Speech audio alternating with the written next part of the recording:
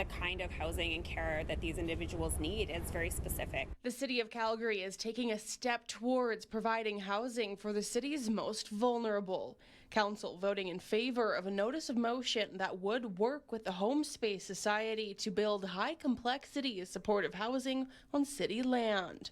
It's a plan that has been in the works for years. These are individuals that are dealing with physical, mental, and substance use challenges, and as such require very specialized, dedicated support. So no, it's not as easy as just setting something up and here's your key. He says of the 2,200 people on their triage list, 70% have a self-disclosed mental health condition. So imagine trying to address your depression or any mental health concern in a shelter, in a tent.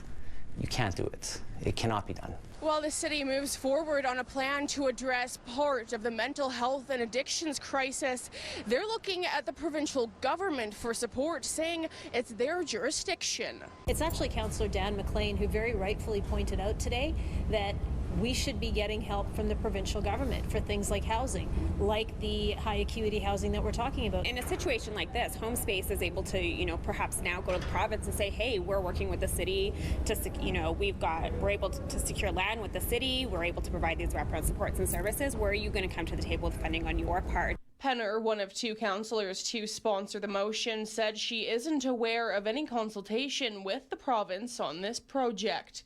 The province telling City News in a statement it's one of their priorities, saying in part, last year we invested $41 million with the Calgary Homeless Foundation to help vulnerable Calgarians connect to housing, outreach, and support programs, adding that they funded $60 million to support affordable housing projects in the Calgary region. And those tackling the issue head-on say that everyone needs to pitch in. Quite often we get caught up in this vitriolette, the province versus government of Canada versus community, and it's just like, look, we all need to be rowing in the same direction.